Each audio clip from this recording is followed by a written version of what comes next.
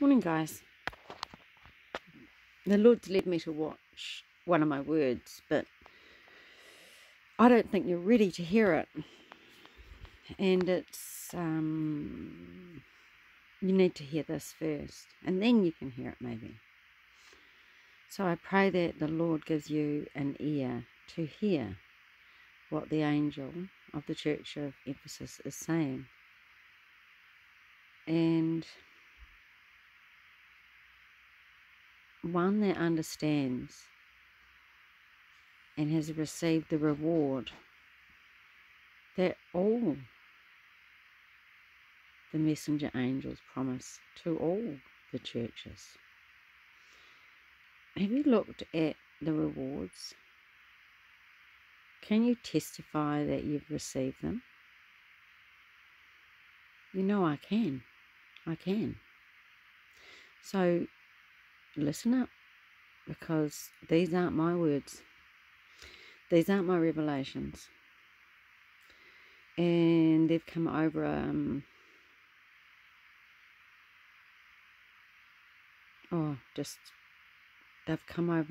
they've come a long way to get here. A long way. And the good news is, there's a word the Lord wants you to understand, and it's instant. So don't think this is overwhelming, because it's going to be an instant, okay? Suddenly. The Lord knows that you've been dragging your feet. The Lord knows, and He's doing this work in you. So feel no condemnation. Just please open your heart and receive it. Let the Lord bring change, because that's the key word at the moment, isn't it? Change.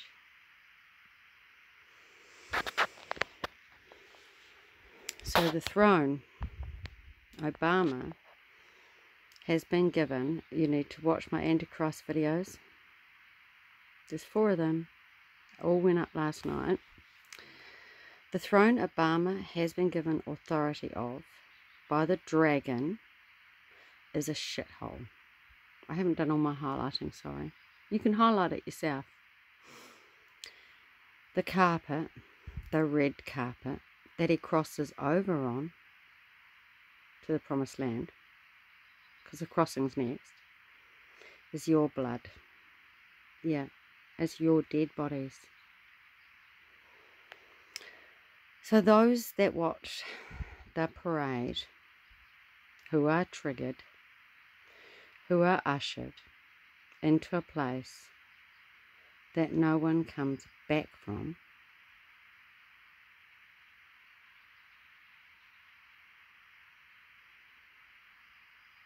the Lord has shown me just one tricky little god. I mentioned it. It's just one that's mentioned in your American gods, small g. And I'm testifying about it because Amy did. Ananisi. No, it's not spelt right. The mean will notice that. Ananisi is your prevailing god that comes as a big spider.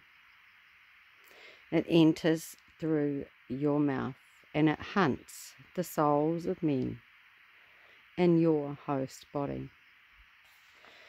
So it's dependent on your response.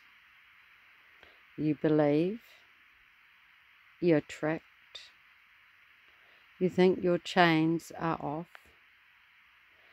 no longer a slave.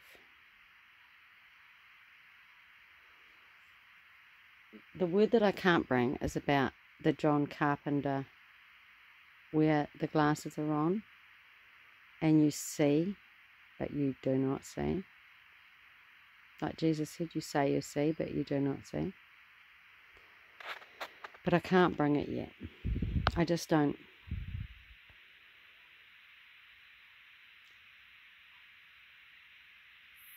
What's the point of bringing something that you can't flip? I mean, the Lord can flip it, but you can't, because He's getting a wee bit too clever for you. And the more you try, the harder it is. If you think God's clever and He wants you to understand, how clever is the dragon? And he doesn't want you to understand. So why focus on the dragon when his intention is for you to never understand? Because that wouldn't be to his benefit now, would it? But the Lord's intention is for you to understand. That's his intention. You must believe that. And when he gave me that word, which was a song, it's a really shit song. Easy as pie, that's what I am, just for you. Okay? That's the Lord. Easy as. So don't get your knickers in a twist over all this. I'm going to read it again. Dependent on your response, you believe. You're tricked. And you think your chains are off. No longer a slave. Your first thought is mutiny, taking back, and vengeance. Well, you set fire to your own self. You all are slaves burning down the ship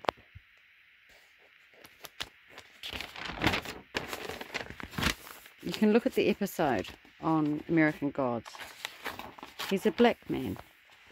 They're black slaves.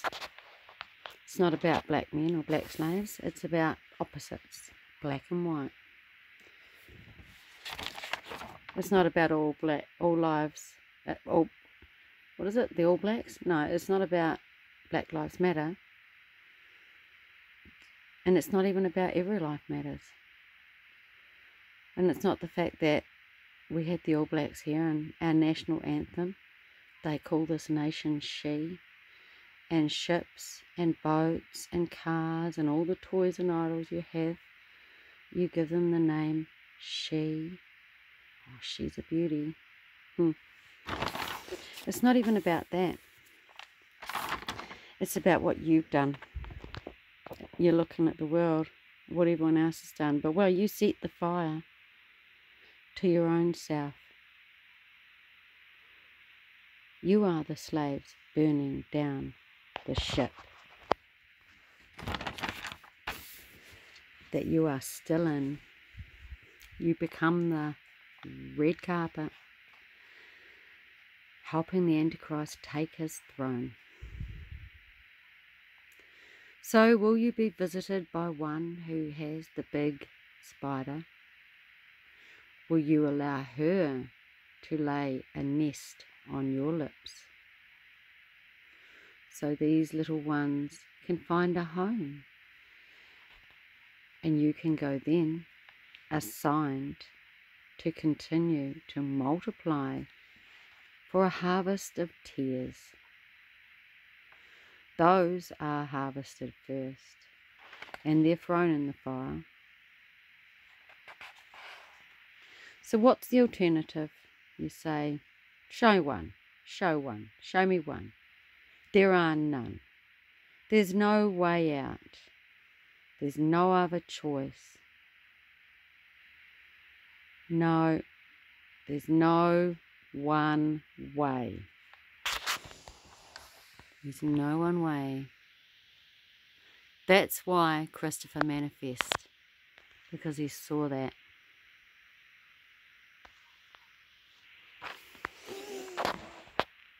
And you judge him and say, well, you know, he's got a big spider. Yeah. You've got millions of baby spiders.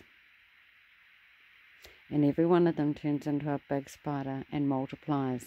And this is the time of their harvest. And God is going to send his angels. Because these are the ones that are harvested first. And they're thrown in the fire. So what's the alternative? And you say, show me one. You want me to show you one, when it's been under your nose the whole time and you've ignored it. You say there's none.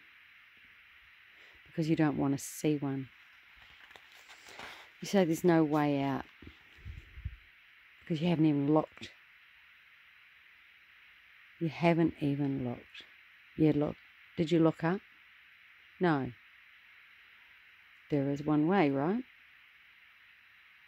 There is one way out. But there's two exits. The Lord showed me that when I was in a theatre. And I'll tell you what theatre I was in. Well, it's the one in Greymouth, which is not important. And the Lord showed me I'm in the theatre of Jeremiah, so maybe this just sounds a little bit like him. But I went to see, and that's how this word finishes that I want to share, right? But I don't want to, I want to frighten the life, living daylights out of you, so you might receive it. I know it sounds mean. I know it sounds mean. But you're actually serving the mean. And you're calling good, bad, evil. You're calling good, evil when you say I'm mean. You know that. You should know that. God's already given me a heads up about the mean. And the word that, the message that the angels bring to the churches, it's not overcome. Well, not in the version I read. It's conquer. That sounds mean, conquering. Well, there's nothing else can be done. There's nothing going to be left of this world. It's a shithole. And it's doomed for the fire. So, I will survive is not the Lord's song. But it's your theme song for this year, isn't it? Think of all the things you're doing to survive. Make a list. And then burn it and jump in the same fire. Because you're being warned now. So I'm in this movie. And at the end of the word that I just listened to, I realised that that was when the Lord said to me, I'm going to tell you a bedtime story. And then I went to, because the Lord asked me to, the Gemini Man with Will Smith. I posted it and the Lord showed me what was in it. But the reason why I bought that word, that to remembrance, is because when I was in there, I took a photo of the exits. There's always two exits, isn't there?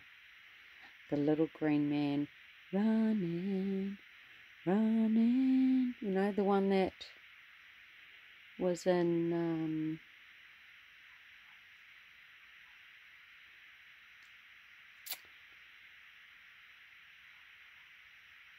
the video that I played. What's the band's name again? Anyway, one of the still shots is the Virgin. Where's your Virgin? You know that. It's your Virgin. It's a Virgin Mary. It's mockery. It's the female rival. But on the street sign, yeah, they take a photo of the walk, you know, dee, dee, dee, dee, dee, dee, and there's a little man walking. Well, your exit signs are the same, aren't they? With light around them. So you have a choice when the disaster comes, you know, when the shit hits the fan, you know, like the earthquakes in Christchurch. And we have a theatre. The Lord's brought me a word. Had given me a word to bring about the theatre. We have a theatre called the Palms. You pay a cheap fare in there. You don't have to pay full price. Marty and I used to go.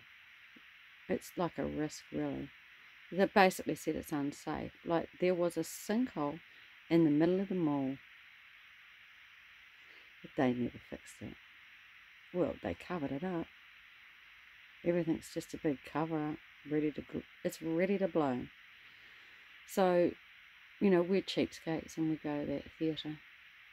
But anyway, I'm in the theatre in Greymouth. And if you watch Gemini Man, it's pretty obvious that he has a clone, a twin. And I've just shared about the testimony that Clec brought about Anunnaki and Obama. And that the Lord showed me that when I was watching the interview with Jimmy Kimmel about the Promised Land and how his part 2, his next, he's already written it. You know, it's his story, isn't it? So the Lord's going to tell me a bedtime story. He said, I'll go to this movie. And why I know the Lord. Oh, yeah, that's right. I was trying to list the things that are in my story, which is the yellow balloons, right? The Father God. The one that's drawing you. Always drawing you. That nobody comes to the Son unless they're drawn by the Father. That's your story before you get saved. Well, the opposite of that is the yellow balloons with the smiley face that you're seeing at the moment. But the Lord gave me a heads up about that. So I've turned up the yellow balloons. I've turned up the emojis. They're God's now. Everything. The Lord's taken back. Everything the locust has stolen from you. If you're turned up, the Lord's going to give it back. We're taking it all back. It's not really stealing, like TJ said. Was it TJ who said that? Oh, no, that's right. I was having a look at the conversations. On my phone, I can see my conversations that I've had with Nigel. Nigel's the one that put the nail in the dog's eye. That said he was going to cut my throat. Yesterday I had a wee look, and there's so many little things he's got, and they're just so attractive now. When I look at them, I didn't see them before, and I can see them now. Like a GIF. He sent me a GIF. Said he's going to bed, and he told me he was scared. Often he said he was scared, and I prayed for him. And his GIF was like a cocoon. It was a sleeping bag, and it slowly zipped up, and you could just see his face, and then he zipped it right up. And the Lord always gives me a smart-ass answer. And, you know, their eyes are open. Like, I'm awake, but I'm not even aware that the Lord has this double-edged sword that he's driving into their hearts all the time. I'm actually oblivious of what I'm saying in the Spirit. Because I answered him with this when he sent that GIF. I took a photo of my bed and I said, oh, I sleep in a bed. Do you get it? Well, he sleeps in a cocoon, a pupae, like his under the underworld. It's what we're attached to. I sleep in a bed. And another thing he said was, I was having some trouble over here with a business partner who we met in prison, which he should have known was maybe someone he couldn't trust. And he said he felt like breaking his legs. And he said that, well, he was being ripped off. He said that this man was shortchanging him. He said, I was going to catch a train. He knows, see, this is a message. I was going to catch a train, like the peace train, right? And now he's saying that I have to catch a bus.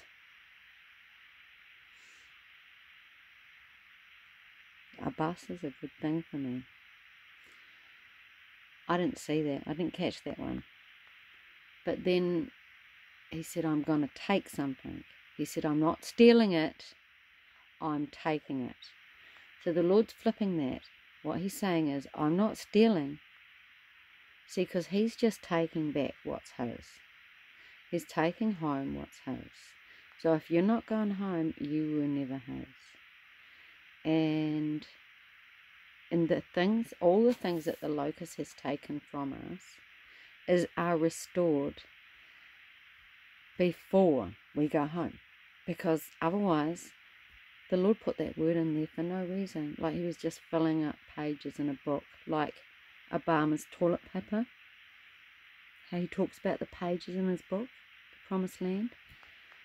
And it's only good for toilet paper, like Cross the Rubicon said, which is true, because it's only a shithole. His throne is a shithole. So are you going to be his red carpet? Are you going to die for the Antichrist? Because that's exactly what you're going to do. I don't know what's happening today. I know there are protests. I'm not saying that the Lord has prophesied or said that it's going to be a bloodbath, but what I'm saying is that maybe we should have a wee look at Obama and just think, well, maybe He's given us a heads up when he says it's nice day for a red wedding. Shut the doors. We're going to do this here and now. So I'm just wanting to point you in that direction and ask you whether you want to give yourself as a living sacrifice or a dead sacrifice. Now, I had to get back to the theatre. So he finished this word with, I'm going to tell you a story. Then I went to the movie. Now, when I was a child, because I want to correct myself because I was saying the things that the Lord had done in my story, which is the yellow balloons. I forgot this one, and I bet I've forgotten a lot of them.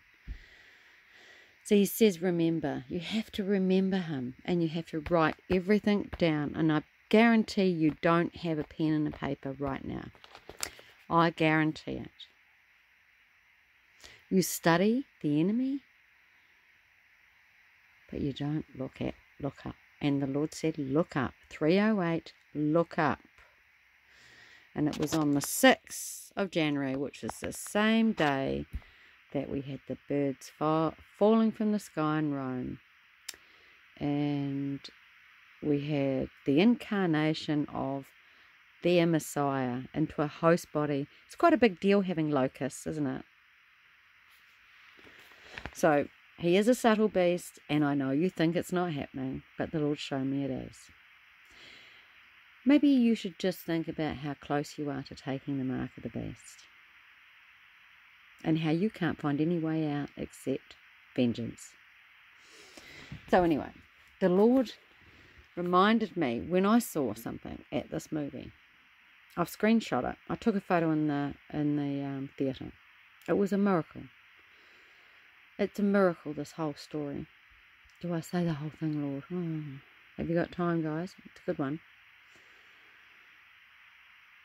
So my dad used to come home with treats because he was private business plumber, and he would get bursts of money and buy big things. Like once I got a transistor radio.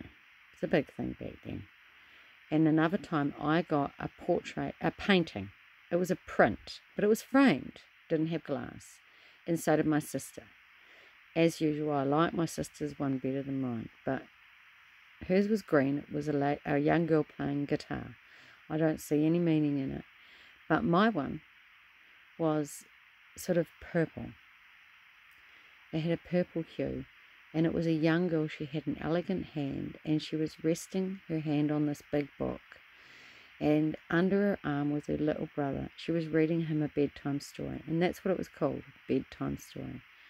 And it sat above my bed through my childhood. And then in my adult life, my mother still had it, and it was on the wall in the spare room. So what happened was I was at art school. It was before I was saved. And we had an incumbent artist called Alan Pearson. I looked at his work and I loved it, and he was my favourite New Zealand artist. He's from Littleton in New Zealand, in Christchurch. He approached me and said, oh, those eyes, just like the Mona Lisa. And the thing is, I only just mentioned it to Rosemary because I was thinking about, I was writing a comment to Rosemary, and then I said, you know that the enemy's written a horror movie about you, Rosemary? You know that Rosemary's Baby? But I sort of wouldn't worry about it. And then it reminded me that the enemy has put me, my name is Lisa, and I'm in one of the most famous portraits of a woman who, that woman is not famous for anything. She's just a woman. She's not even beautiful. And it's the most famous portrait. It's called the Mona Lisa. So I just mentioned that, and now the Lord is showing me why this man, Alan Pearson, came up to me. He's a double down because I've seen his art. It is disgusting. It is all about I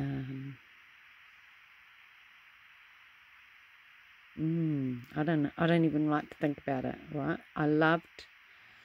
This is his early work. These portraits were what he did at art school, and he made money just putting them into prints. So they were just, it was commercial art, and he ended up being, you know, very famous. So I had this print, right? But he walked up to me and he said, "Oh, those eyes, your eyes, like that." I was flattered, of course, and he said, "I want to do your portrait." Well, I went to meet him, and I looked through the keyhole, and he wasn't there. He was a no-show. So I never got my portrait done. But boy, I had all sorts of ideas about how I would be like the Mona Lisa, and it could be quite famous, you know, because of my eyes. And, yeah, it never happened. But that's what the enemy's like, isn't it? Pick you up, drop you. But I wasn't saved. So there's no wonder I thought that way. I would have picked it now. No one would get that one past me. But anyway, then when I got saved, I remember it was a time when I started arguing with my mum. I didn't mean to, but I was very zealous and very evangelistic, and she kept saying to me, I just kept hearing the enemy through her. I got so much attack straight away from my mum. She seethed. She said, "Oh, you'll never keep it up. It'll never last." Anyway, it did, because here I am now. How many years? Nearly 30 years later. Anyway, it was around that time I looked at the portrait in the spare room, and the Lord showed me that Alan Pearson was the artist. I had no idea. So his name is Alan Pearson. His signature was in the bottom corner. So there was no accidents or mistakes that I had that portrait. And I'm in the Gemini Man watching a movie, and there is a scene. He's already met his clone on the motorbike, and now he's in a hotel trying to hide out. It's just before the clone comes after him again. Oh, that's right. The clone comes after him again, and there's a big motorbike scene. And that's when he sees his clone's face. He's a younger version of him. Bit like Biden. Biden, the one I saw on the bus, and the one you're seeing now, is a younger version of the one we saw a few months ago. Did you notice that? So, Will Smith is sitting on the bed in this hotel. It's sort of a Turkish sort of place. I don't know where it is. And there's a mural. And the mural has a girl just like my painting. Now, she had a sharp cut fringe and long dark hair. But the pillows on this big double bed below the mural become the book. There is no little boy under her arm, but everything else is identical, except the colouring is sort of more bright and ethnic. It's not purple. So I know the Lord is giving me a heads up, and that portrait is called Bedtime Story. It was called Bedtime Story. That was its title. I took it off the wall and looked at the sticker on the back. And the Lord had just said, "I'm going to tell you a bedtime story." So a lot of what I say is like bedtime stories from the Lord. You know, He wants to lull you into a sense of, oh, baby, complacency. That's the enemy, isn't it? Yeah. And the Lord God is the only one He can really wake you up. So walk around and think you're awake, but the Lord is saying you see, but you don't see. So let Him tell you a bedtime story. These things happen on your bed. And that's why Nigel said to me, with that gif, he showed me himself in a pupae. And I come back with I sleep in this, which is a bed. That's how Samuel heard the Lord. He was on his bed and he heard His voice, "Samuel." And I had that book when I was a kid. It was my bedtime story.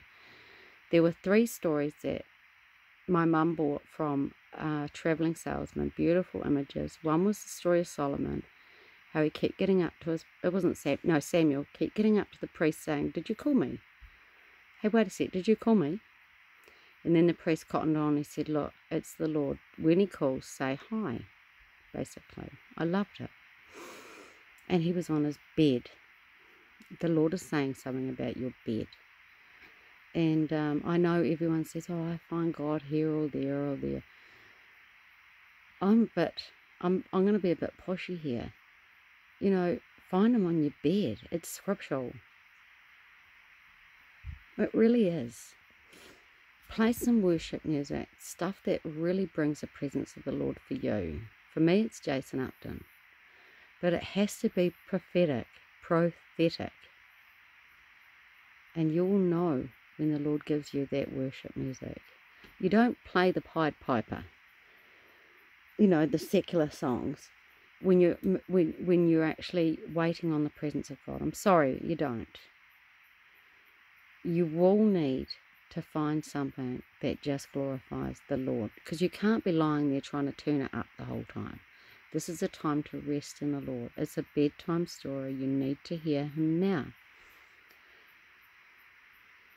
What else can I say? Yes, there's 3 beautiful books. So I'm telling you which ones they were. Look, and I never mentioned this last time because there was definitely Daniel in the lion's den. I remember that one.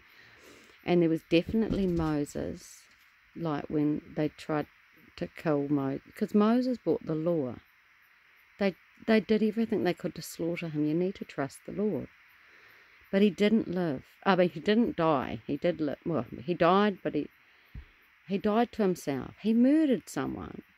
And he didn't want to go and do what the Lord said. None of us do.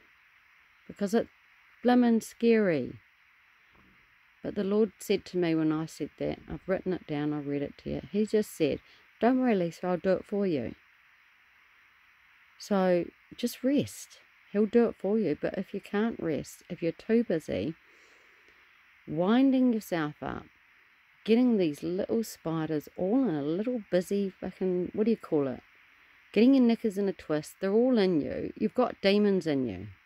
You have. That's why you can't hear the Lord. Listen to what Cleck said. He said that he renews his mind. He has a clear conscience. Have you repented? Is there shame on your feet? Have you declared your sins to another? Or are you hiding? Those are the things that will stop you from hearing the Lord. It's about what the angel of the church of Sardis is talking to. To him who conquers, he will give a cloak, a white cloak. So don't walk around thinking you're in a nice white cloak, because you're probably a filthy bride. Your knickers are filthy, the Lord said. He's not coming for a bride like that. But please don't feel condemned by this message, because that's how he would have found me as well. So all I'm doing is giving you a heads up and just saying that the Lord wants to encourage you and say there is in an instant. But you just have to be ready in your heart. You have to be waiting, because it's going to be in an instant. It has to be very, very soon, I'm afraid.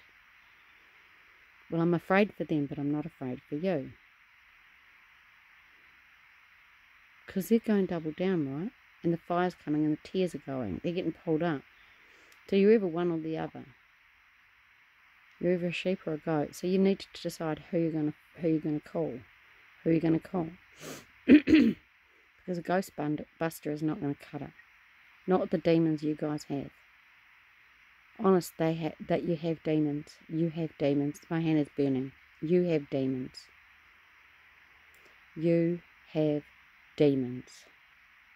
All you ask the Lord is to help you to come. He needs to come, Lord Jesus. He needs to come. That's how I got through. There was 2 demons I had, and I got free because he came. His presence and authority came. That's how they leave, quickly, and they just do it. They do as you're told. It's not a thrashing around that needs a big team of pastors. That's just bullshit. That is not real. That is not the way the Lord's going to move. It's sovereign. So discuss it with him. Be open to the possibility that you may have some, because of some of the things you think, some of the sins you haven't repented, some of the places you've been. Because they do come uninvited, I will tell you that now. And I know about the wee nest of spiders, and the only reason it didn't get me is because I was filled with the Spirit. So what comes first, the chicken or the egg? Because I'm telling you, if you don't get 3 of the demons, you can't be filled with the Spirit. So that's what the New Year's Eve number is. That's what midnight was. Cry out. It's the word, that it's the sound they make when they leave. Did I not talk about Legion and them saying that they wanted to go on the pigs? Pretty sure they would have made that noise. So are you at the bottom of that cliff?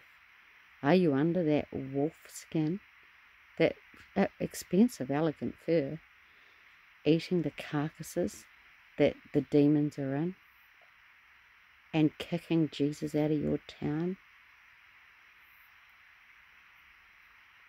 Let him tell you a bedtime story. Spend some time with him. Stop watching the parade, or you will be the red carpet.